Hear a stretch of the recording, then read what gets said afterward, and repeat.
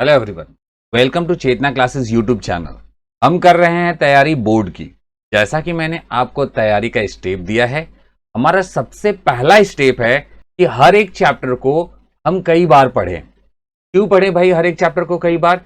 इसलिए पढ़ें जिससे कि हम हर एक वर्ड से अच्छे तरीके से फैमिलियर हो जाएं और एग्जाम में जब हमारे सामने पेपर आए तो हमें पैसेज दोबारा न पढ़ना पड़े और आंसर फटाफट से मिल जाए।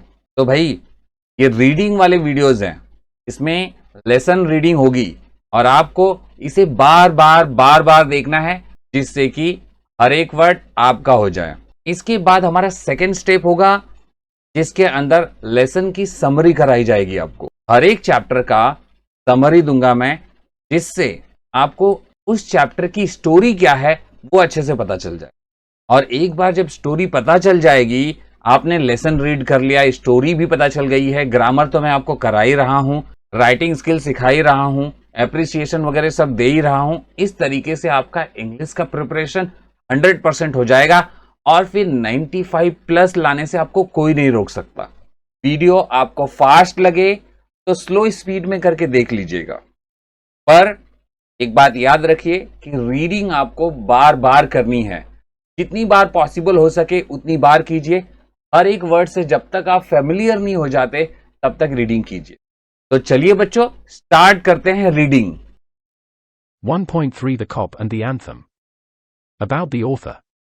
A Henry, 1862 to 1910, William Sidney Porter, an American writer, is better known by his pen name A Henry. He was a voracious reader since childhood. He started a humorous weekly, The Rolling Stone, and when the venture failed, he joined the Houston Post as a reporter, columnist and occasional cartoonist. The story The Cop and the Anthem is one of A Henry's well-known stories. To describe his style of writing, people have often used the term smile with tears, which implies his twisted way of thoughts and endings in almost every story. In this story, the main character, Soapy, is a vagabond and a person with criminal background. He makes different plans to re-enter the prison as he has no shelter to protect himself from the severe winter. The story ends in an unexpected way. A Henry has depicted Soapy's futile attempts to get arrested in a very humorous vein. The Cop and the Anthem is about freedom and confinement. Initially, Soapy feels that there is freedom from miseries and worries in confinement, prison. The notes of Anthem transform him from within and he resolves to work hard. Soapy faces the irony of fate as the moment he realizes the real freedom lies in a virtuous life, he is taken into confinement. The Cop and the Anthem. Soapy left his bench and strolled out of the square and across the level sea of asphalt, where Broadway and Fifth Avenue flow together. Up Broadway he turned and stopped at a luxurious cafe. Soapy had confidence in himself from the lowest button of his vest upward. He was shaven and his coat was trim and his neat, black bow had been presented to him by a lady missionary on Thanksgiving Day. If only he could reach a table in the restaurant unsuspected, success would be his.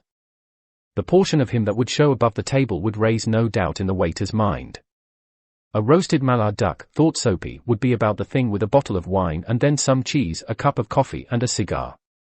$1 for the cigar would be enough.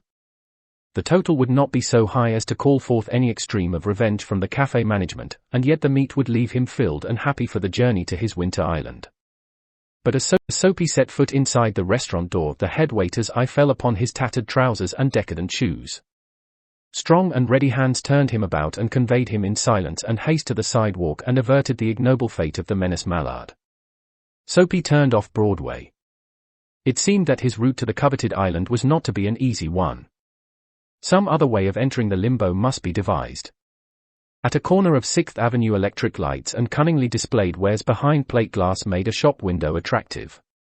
Soapy took a stone and dashed it through the glass. People came running round the corner, a policeman in the lead. Soapy stood still with his hands in his pockets, and smiled at the sight of brass buttons. "Where's the man that done that?" inquired the officer agitatedly. "Don't you think that I might have had something to do with it?" said Soapy with a friendly voice, as one greets good fortune. The policeman refused to accept Soapy even as a clue. Men who smash windows do not remain to chat with the police. They take to their heels. The policeman saw a man halfway down the block running to catch a car. With drawn club he joined in the pursuit. Soapy, with disgust in his heart, drifted along, twice unsuccessful. On the opposite side of the street was a restaurant of no great pretensions. It catered to large appetites and modest purses. Its crockery and atmosphere were thick, its soup and napery thin. Into this place Soapy betook himself without challenge. At a table he sat and consumed beefsteak, flapjacks, donuts and pie.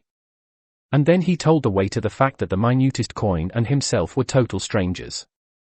"Now get busy and call a cop," said Soapy.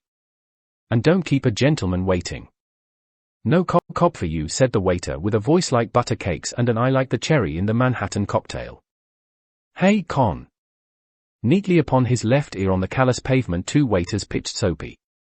He arose joint by joint, as a carpenter's rule opens, and dusted his clothes. Arrest seemed now but an elusive dream. The island seemed very far away. A policeman who stood before a drugstore 2 doors away laughed and walked down the street. Soapy was seized with a sudden fear that some dreadful enchantment had rendered him immune to arrest. He was in a state of panic, and when he came upon another policeman lounging grandly in front of a glittering theatre, he caught at the immediate straw of disorderly conduct. On the sidewalk Soapy began to yell drunken gibberish at the top of his harsh voice. He danced, howled, raved and otherwise disturbed the skies. The policeman merely twirled his club, turned his back to Soapy and remarked to a citizen. "'Tis one of them Yale lads celebratin' the goose egg they give to the Hartford College. Noisy, but no harm. We've instructions to let them be." Disconsolate, Soapy stopped his unavailing racket. Would never a policeman lay hands on him? In his fancy the island seemed an unattainable Arcadia. He buttoned his thin coat against the chilling wind. In a cigar store he saw a well-dressed man lighting a cigar at the swinging light. He had set his silk umbrella by the door on entering. Soapy stepped inside, grabbed the umbrella and sauntered off with it slowly. The man at the cigar light followed hastily. "My umbrella," he said sternly. "Oh, is it?" sneered Soapy, adding insult to petty larceny. "Well, why don't you call a policeman?" "I took it." "Your umbrella?" "Why don't you call a cop?" "There stands one on the corner." The umbrella owner slowed his steps. Soapy did likewise, with a premonition that luck would again run against him. The policeman eyed at the two curiously. Of course, said the umbrella man. "Well, you know how these mistakes occur if it's your umbrella. I hope you'll excuse me, I picked it up this morning in a restaurant. If you recognize it as yours, why I hope you'll—" "Of course it's mine," said Soapy savagely. The ex-umbrella man retreated. The policeman hurried to assist a tall blonde in an opera cloak across the street in front of a streetcar that was approaching 2 blocks away. Soapy walked eastward through a street damaged by improvements. He hurled the umbrella angrily into an excavation. He muttered against the men who wear helmets and carry clubs. Because he wanted to fall into their clutches, they seemed to regard him as a king who could do nothing wrong. At length Soapy reached one of the avenues to the east where the glitter and turmoil was but faint. He dragged himself toward Madison Square, for the homing instinct survives even when the home is a park bench. But on an unusually quiet corner, Soapy came to a standstill. Here was an old church, quaint and rambling and gabled. Through one violet-stained window a soft light glowed, where, no doubt, the organist loitered over the keys, making sure of his mastery of the coming Sabbath anthem.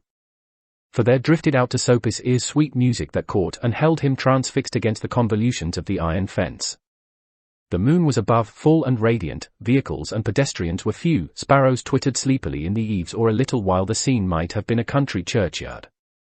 And the anthem that the organist played cemented Soapy to the iron fence, for he had known it well in the days when his life contained such things as mothers and roses and ambitions and friends and immaculate thoughts and collars. The conjunction of Soapy's receptive state of mind and the influences about the old church brought a sudden and wonderful change in his soul. He viewed with rising horror the pit into which he had tumbled, the degraded days, unworthy desires, dead hopes, wrecked faculties and base motives that made up his existence. And also in a moment his heart responded thrillingly to this strange mood. A strong impulse moved him to battle with his desperate fact. He would pull himself out of the mire and would make a man of himself again. He would conquer the evil that had enslaved him. There was time, he was young yet, he would resurrect his old eager ambitions and pursue them without faltering. Those solemn but sweet organ notes had set up a revolution in him. Tomorrow he would go into the roaring downtown district and find work. A fur importer had once offered him a place as driver. He would be somebody in the world. He would. Soapy felt a hand laid on arm. He looked quickly around into the impassive face of a policeman. "What are you doing here?"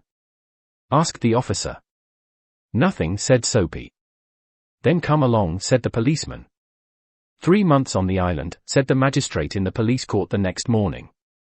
"Oh, Henry." Thank you for watching the video. Please subscribe the channel if you haven't yet, and don't forget to press the bell icon. Like the video and also share it with your friends so that they too can study. Bye bye. We will meet in our next video.